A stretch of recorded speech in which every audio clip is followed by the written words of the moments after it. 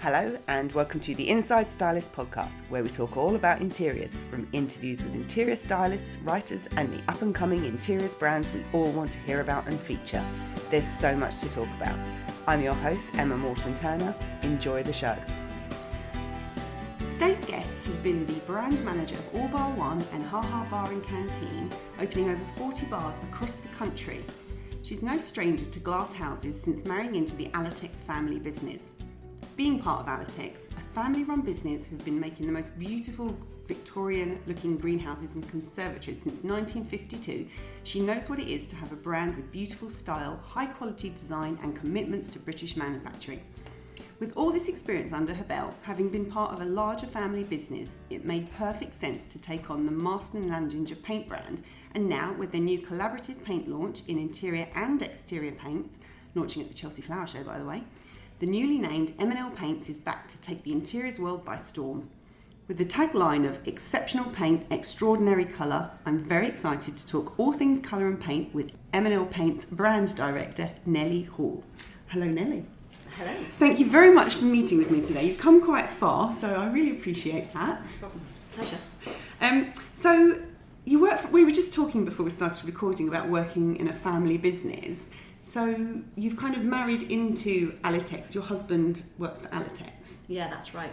He comes from a farming and horticultural family background. They now farm soft fruit, which they have done successfully over the years. And Alitex came into the sort of Hall family fold in about the mid-80s. And I think one thing I noticed from my background, which was quite high staff turnover, quite quick, fast-track world, the one thing that came very strongly across in the Alitex Hall family business was their sense of values. It really struck me, and the longevity of the staff that had stayed there.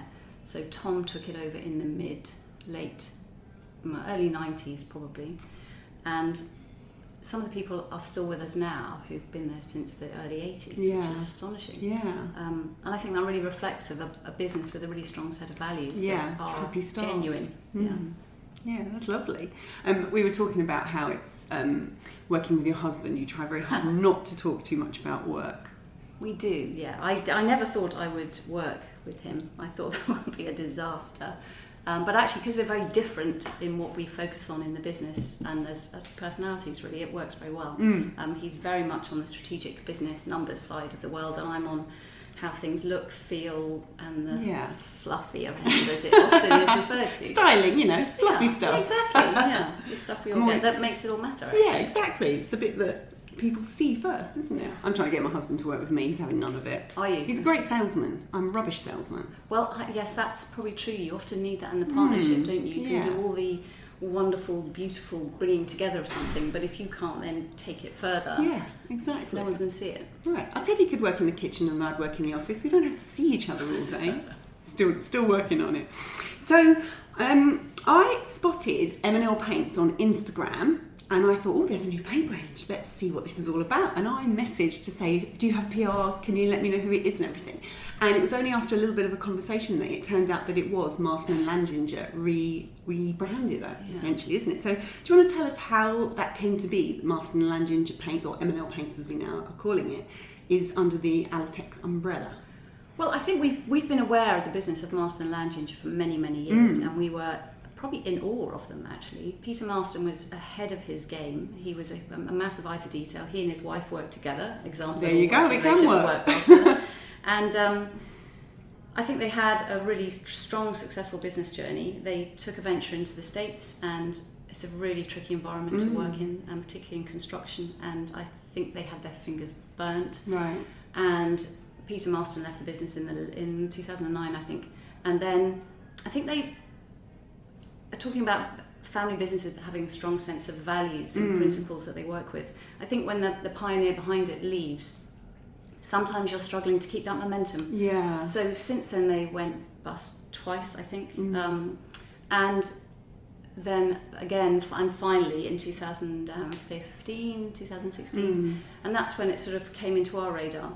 And I think because we'd had such mutual respect, we rubbed shoulders at Chelsea. I was going to say, do you know each other? It's like stylists all know each other. Yeah, well, we would speak to some of their events? style directors at Chelsea, and we'd admire each other. And interestingly, we had a similar journey. They started with conservatories and gradually made greenhouses, but in timber. We started with greenhouses and gradually made conservatories, but in aluminium. Yeah, and I think there was a mutual respect, and the way they presented their brand, I think, was always beautiful.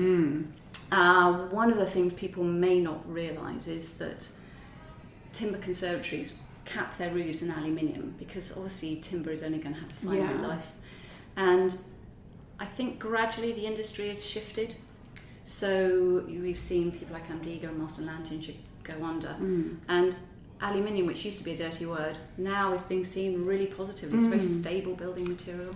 Yeah, and the way you design them, it doesn't look like it's, as you would imagine if you say an aluminium structure, it doesn't look like that. They're beautifully designed, they're very ornate looking, they're very Victorian looking, you've got all the details, so you would never know they were made of aluminium in the sense of when you think of like aluminium windows or something, it's completely different, isn't it? And one of the things I think they did really beautifully is, we often think of a conservatory as white, and that's thanks to the UPVC world, probably. Yes. Yeah. But one thing that Peter did, and his wife was very strong in this because she came from a fashion background, I believe, was introducing colour to the buildings. Yeah. And when you stand inside a conservatory or an orangery, you're looking out, you're looking through the frame all the time.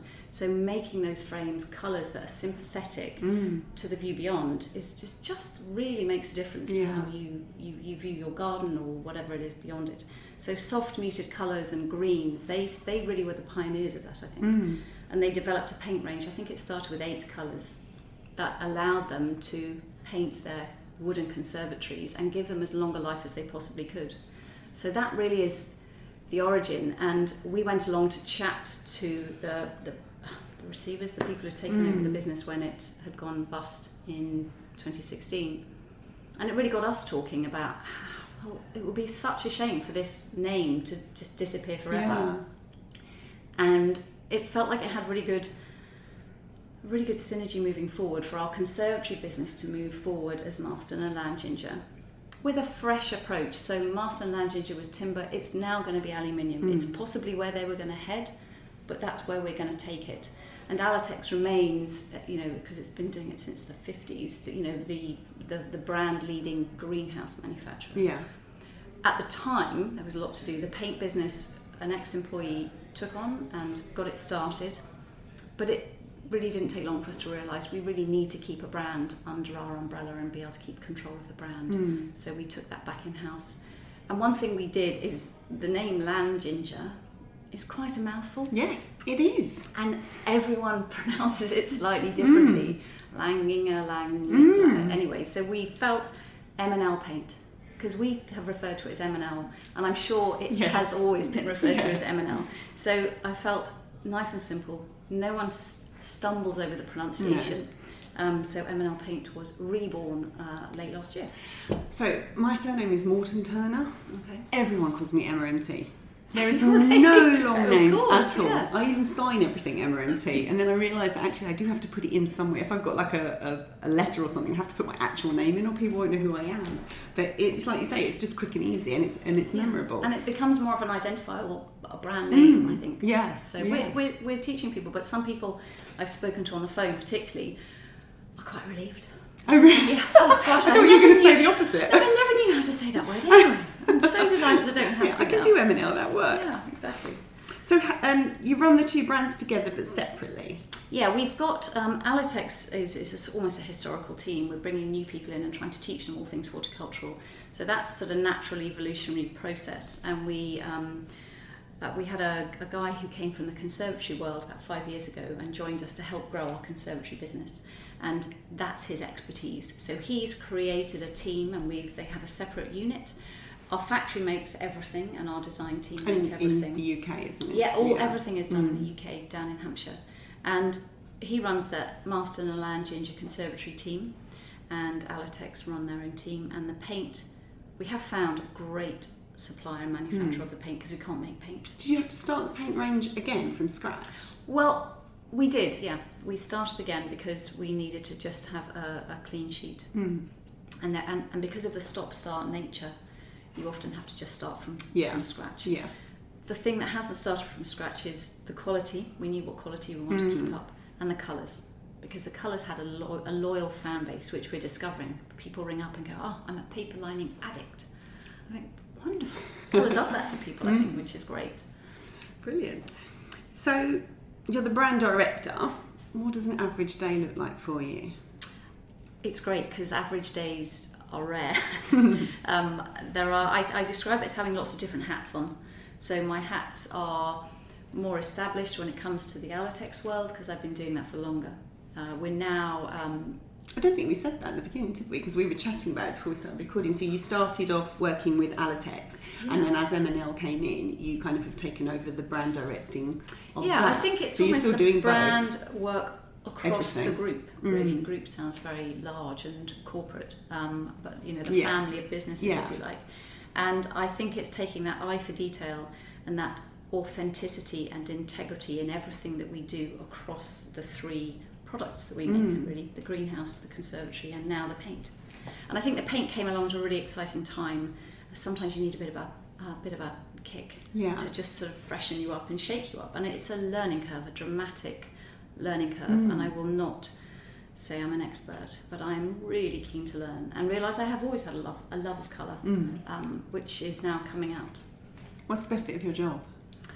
You've only been doing it for 6 months, isn't it? You've only been taking on the brand. It was spring last year that we took it back in-house, but then we had to start again, so it had to go on hold. And it was a really interesting summer, doing everything from finding a supplier for a paint tin, designing a paint tin, finally choosing the colours. There was an original colour palette of 84 colours, but I also found 40 or so other colours, 60 colours, and then there was a collaboration they'd done with Country Living magazine. Yes.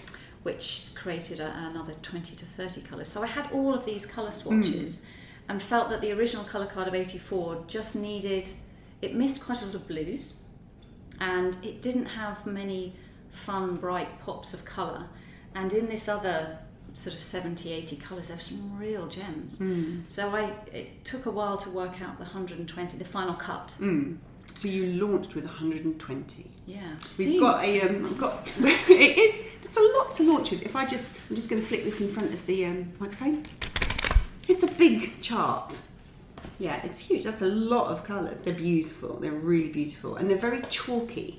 Yeah, the chalky interior matte is probably the most popular finish. It's what you're going to put on all your walls inside. It's got a lovely... I think the one thing that was very clear was the quality of the paint had to be the same. The quality of the paint is key, alongside the colours. So I think they are, and I can take no credit for these colours. They were all curated by the people who were behind Marston and Langinger many years ago, and they are there for good reason. There are a few that aren't on the card at the moment, but we can make those, and we have a few that are on the website that aren't on the colour card. Good to know. And so there if people are many, want to top up something they've already painted, they can get hold of it. Absolutely, we can get any of the old archive colours made up, but we just had to start somewhere. Yeah. And kind of even make it your 120 feels quite a lot. It is, but it's a great place to start. And the thing is, you've got a lot of very soft pastel colours, but like you say, they are strong colours because they're chalky. They're like your pops of colours are still that kind of nice textural chalky finish. No, it's a really beautiful range. Now, I may be slightly biased because I have got Lulu. Have you? In my kitchen. Oh, now, Lulu is...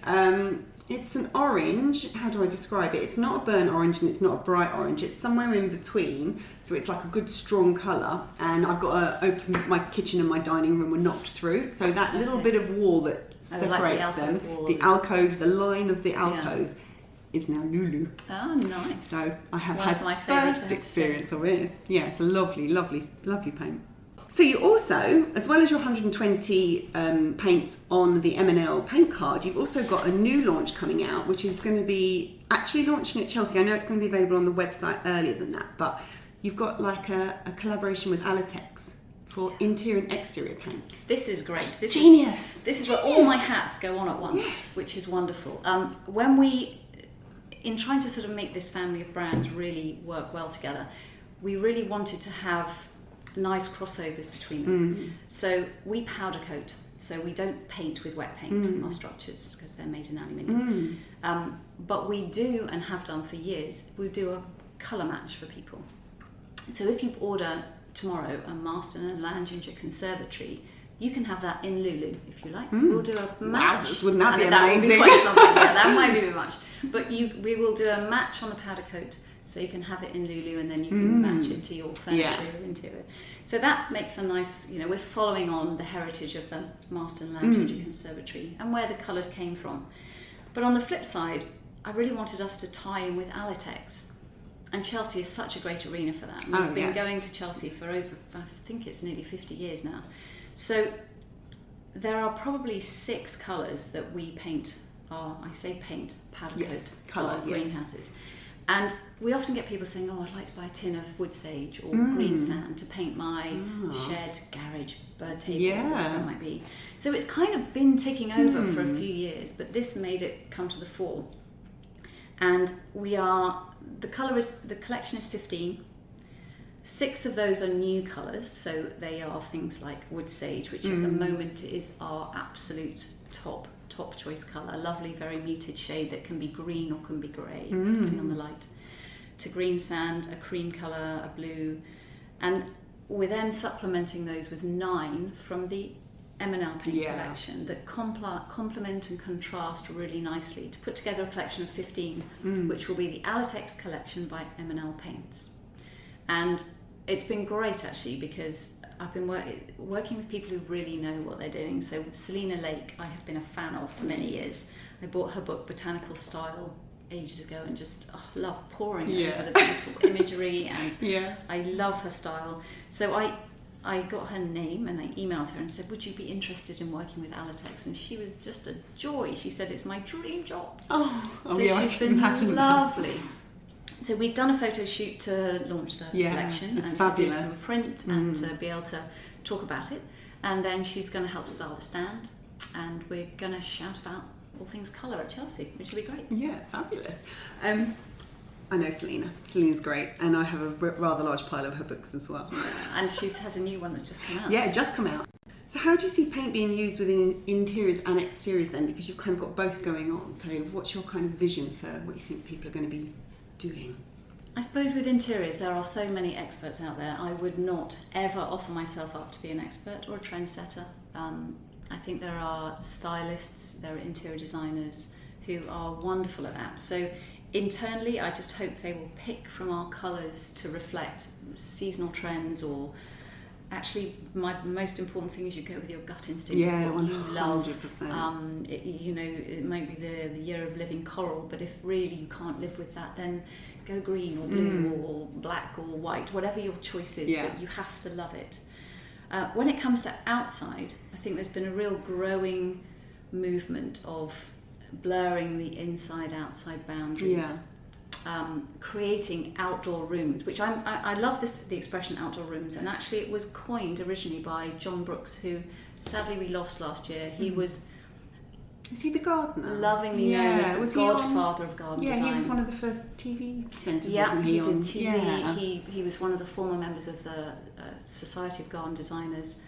Wonderful garden designer. And we did lots of work. We were very fortunate to work with John quite a lot with an Alitex hat on. But he really coined the room, the outdoor room, and creating a space you used and lived in outside, weather permitting, obviously.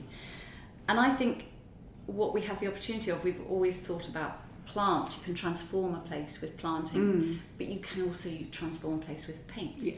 So I really hope that by showing paint in different ways at the stand at Chelsea, we can show the real transformative power of colour through paint and planting together, and trying to complement and contrast the two. So I get quite excited about outdoor living, and when we get bursts of early spring sunshine and warmth, literally we run for it, don't we? We want to absorb it and enjoy it. And so I think it does give you that opportunity, whether it's just painting a bird table or your furniture or whatever it might be. It's just that nice quick change and fix that painting gives you. Yeah. I was looking at your website, and there's a whole thing about why you shouldn't use interior eggshell outside.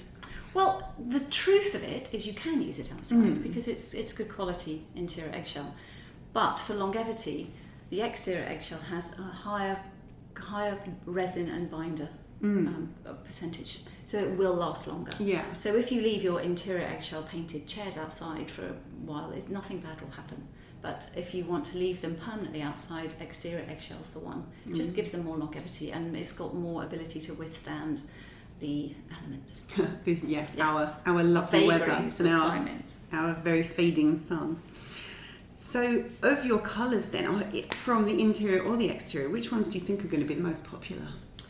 Lulu, obviously. Yeah. Well, do you know, I do have a soft spot for Lulu. I have been told the majority of our paint sales will come from those first two neutral shades. Okay, I'm going to have to tell you what this looks like for anyone on a run. They are very kind of taupes and creams and very warm. And actually, that, you know, when you get that kind of greige, I'd call it, grey beige, they're very natural, neutral colours, very chalky and creamy. And then it goes into blush. It does. Is it called blush? It's called Old Rose. That's beautiful. Old Rose, that's pretty, isn't it? Yeah. But yeah, I think people who like to play it safe will always go for those. I'm going to flip to the back. The back is where we were just saying, it's more of an Abigail Ahern. Definitely Trisha Guild kind of colour. They're almost those greens that are almost black, and the navies that are almost green. And the wonderful thing about those is the way the light plays with them. And you know, I've learnt this term metameric, which is about how colour shifts and changes according to light. So when you buy your real advocates, if you buy a sample pot and you want to paint your sitting room, don't paint the wall. Oh, I never understand why people do that. Yeah, and then you have all those squares on the wall that remind you haven't got around to decorating your wall yet. So we always say paint as big a piece of paper as you can. And paint a few, and move them around. Get some blue tack or some masking tape and move them around and see how the colour changes. Yeah. Literally on two sides on a corner, one that gets more sun than the other. The shades will be different. Yeah, completely. So you need to be confident and aware of what that will do to the colours around it, due to the light around it. But I think those lovely bold colours. If you're more neutral in your soul. The front door is a nice place to experiment with colour because our front door currently is deep green, blue, grey, which under different light it really has green, blue, and grey, and different light, time of day, it really changes and it can be quite dramatic. It's lovely. I've just painted the inside of my front door because my husband disappeared for the night with work, and I painted it while he was away. I love and it's a teal colour. Oh, nice. And in my head, it was very blue. And as I was painting it, I was like, this is green. He's going to hate this. And like, teal blue, I think he could have coped with. And it's literally just depends on what time of day you look at it. But I love it that it looks different at different times. That's it's like exciting, you've isn't got it? different feels all the time. Yeah, I think when you commit to the main colour of a room, I think you need to do it knowingly. So I think if you have done that preparation, then you can be really confident in your colour choice. Yeah. If you're doing an accent wall or something like that, then you can probably think, maybe it's too blue and not quite green enough, or vice versa, so you can change it quite easily. But the whole room, it's quite a big task, so you've got to try and get it right first time. Yeah, I've seen quite a lot of that on Instagram where people will do little patches, and people who I would have thought would have known, people in interiors have painted straight on the wall. The first thing I think is, well, if you've got a dark to light shade, you then got to cover it, not show that patch. It's like, no, just stick on a bit of paper and then you can move on. What's your favourite colour? You can have two if you want. Because that's a bit like asking which is your favourite child. Yeah. Do you know what? I say that quite a lot on here. I say, is it like that? And it changes from day to day. It's really tough because there are 120 colours. But Today, you can have a favourite colour today and it can change tomorrow. Okay. Just one. Okay, you can have two. Two, all right. We've talked about Lulu a lot, so I'm not going to give her any more coverage because I do love Lulu. Passiflora, which is a really rich green. Oh yeah, so it's like a really deep. Oh, how would you even describe that? It's a really botanical green. I think a foresty, mossy, dark. passion flower leaves, but you know, the lovely lush green of a big cheese plant leaf or something like that. Yeah. And I think my love of the horticultural and gardens has come through in that choice. Another colour I'm a big fan of at the moment is silver lavender, which is here. Oh yeah, so that's almost like a pale Well, I was going to say teal, but it's not really, is it? It's like, it could be green, it could be grey, it could be blue. I'd love to build a greenhouse in that colour. I think that would look beautiful. And both of those are in the Alitex collection, actually, because I think they work really nicely on garden buildings. Really beautifully. I think my favourite today is deep green, blue grey. Yeah, love that. That's the one that it's like so dark. It could be any of those. Yeah, but again, colours. because we're in a place with very limited and very artificial light, you don't see the difference. But as soon as you take that card outside, you'll really see the depth of colour that come out across those shades. And actually, your paint chart is the actual colour, isn't it? It's the chalky interior matte paint, because that's tends to be the most frequently used paint colour for interiors. Yeah, it's good. I love it when it's the actual paint. We're actually in the Cool Blue offices in London, just behind Oxford Street. It's very cool. That's why it's a bit noisy, because they share their offices, so there's people walking around. We are here because Cool Blue do your press, and it's Charlotte, I'm going to say charlotte.young@coolblue.co.uk who does your PR. But are you quite happy to loan things for shoots and Yeah, we pictures? are. We've done that a little bit already. I'm learning the world of working with stylists and interiors. We've done a little bit of paint for some companies for their shoots. We're always after imagery. I think because the paint brand has stopped and started, we've lost that continuity with our original customer base, which is a great shame, because there's so much out there, that beautiful projects that have been painted in M&L Paint that we'd love to be able to have access to. So imagery is king in this business. And you've done a lot of photography with Selena, because I got sent the images for a feature I was writing, and there's a lot of photography there, so that's great. Well, we did the shoot at and you've Alitex. done interiors. You've done for the M&L paints and the Alitex paints as well, haven't you? So. Yes, yeah. I again, learning. It's the theme of the show. Big L plates hung around my neck, but we are. Working with people is what this business is about. I think doing collaborations, and there's always benefit to both sides in doing that kind of thing. So I think we are very happy to work with people as we move forward, and I'm happy for people to come directly to me. Okay, I'll put all the details in the show notes for people who want to drop you an email. Perfect. Yeah. Yeah, lovely. Yeah, I'll do that. great. Yeah. So last question. I've got what's next for you? Stroke M&L Paints. Stroke Alitex. Like, what's next? What's next on the horizon? Well, M&L Paint, we want people to know we're back. We want people to know we're back in business. We're a safe pair of hands. We've been around for a long time. We've weathered many storms, and we want to be here to stay. And we really see a future in the paint business. As I said earlier, we're not pretending to be anything we're not. We are learning. We love what we do, and the palette is beautiful. The quality is fantastic. And we just want to reconnect with old customers, which we've been doing gradually over the last 6 to 8 months. But we also want to introduce the world out there who are interested in interiors and decorating. And often it's the decorator themselves who drive the paint decision, which I've learned. We've got this great guy who we came across, who's a retired decorator called Mick. He's a West End decorator. So that is a term, apparently, for West a End high decorator. end. Oh, So okay. he occasionally will still pop up to London and do jobs for very high-end clients who just want him. He is brilliant, and actually we've taken our lead from him. We got him to test the paint right at the beginning, and he is an advocate of best practice, and actually that's what we should be too. So if you're going to paint a room, invest in good quality brushes and keep them. There's often, I think we can be a bit throwaway. Yeah. So, he says don't do that. He can't bear seeing are the young... worst for cheap ones. He can't, and your hairs will come out, and all it takes is, we're starting to build up a few how-to videos on the website. Oh, that's great. He's lovely. If you close your eyes, he's a bit like Michael Caine telling you how to clean your paintbrushes, which is I'll slightly link through random. to that. That'll be brilliant. But because actually, lots of the time we'll do little paint projects ourselves, like paint the front door while the husband's out, or whatever it might be. And I think it's just little tips that we can take. So I love his ethos, and I think we'll do a bit more of that. We'll start reaching out and starting to get to know people in the paint and decorating community, undoubtedly.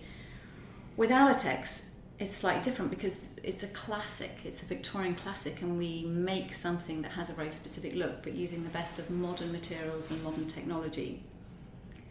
We are always, one thing we try and focus on is eye-catching beauty. So we're always looking at how we can keep space and distance between us and the competition for the details, the finer details. So we do a lot of R&D. We're working on a new door handle. Sounds ridiculous, but we replaced a greenhouse for a client, and there were some original door handles on it, which were just beautiful.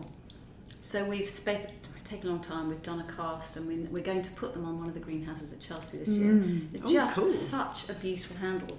So things like that are really important to us. And the other thing really is the theatre of delivery, because we can be in people's gardens for 2 days a week, 2 weeks, and we want to do it in a way that's memorable. Building is often associated with pain and heartache and irritation, and we don't want to be those people. We want to come and allow them to really enjoy the process and get it right first time, and make sure they love what we're doing while we're doing it, not just the joy that they're going to get. And I think it's lovely, because everything we do, you're creating pleasure for people. A greenhouse, people can grow in and get so much time and peace and escape from crazy worlds. And a tin of paint can change everything. Yeah, I was going to say completely transform in one evening. Exactly, yeah. And then you wait for your husband to come home to see the results. Actually, do you know what? I did the orange without him. I did the orange one night. He'd gone up to bed, and I put Les Mis on the laptop and did that as a surprise. I think if I tell him, he'll just say no. So if I don't ask him, I think that's the perfect way it's forward. literally Les Mis, an hour and a half done. Yeah. Talking about the door handles, I was looking at the website, and I tell you what I really loved was I can't remember the proper name for them, but the tables that you put in the greenhouse for your plants. Oh, the benching. The benching. Oh my goodness. I was like, I need a greenhouse just so I can have the benching. Yeah, the benching is great. Again, everything we do in the greenhouse world, the Victorians did it beautifully. And when you come across it, you're doing, because you're cutting corners, you're trying to compromise, and that's what we don't do. So, you put more materials into them, more design time into them, and more time on the delivery and the installation, because that's what they need. The minute you try and cut corners, you're compromising. The one thing that's really evident is the eaves height on a classic Victorian greenhouse is lower than the top of the door threshold, and you'll see it. You just and you can't necessarily point out what it is, but it looks right. And when it's not like that, it just leaps out at you. Yeah. And we really do talk about this eye-catching beauty as opposed to eye-catching flaws.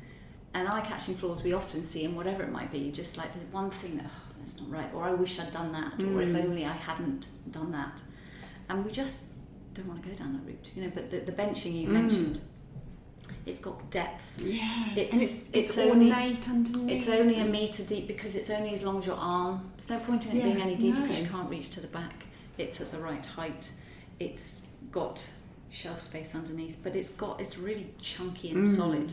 And if you go into some of the old classic greenhouses, you'll see that scale and that sort of depth of the top. Yeah, it's important. Yeah, I loved that. Yeah, I need a bigger house so I can have a bigger garden, so I can fit a conservatory or a greenhouse in there. Well, thank you very much for your time. I can't wait to see you at Chelsea now. Yeah, great. Check it out. Everyone should come say hello. Yeah, please do. But a lot of stylists do come along on that press day. Our fridge is always well stocked. Oh, really? Yes. Well, now you're going to be bombarded. Thank you very much. Yeah, pleasure. Thanks so much. Thanks for listening to the Inside Stylist podcast. You'll find all the details from today's show over on the website insidestylist.com. If you enjoyed the show, I'd love it if you would go over to iTunes and rate and review it. It's the best way to help other people find the show, and I would really appreciate it. Until next time, bye for now.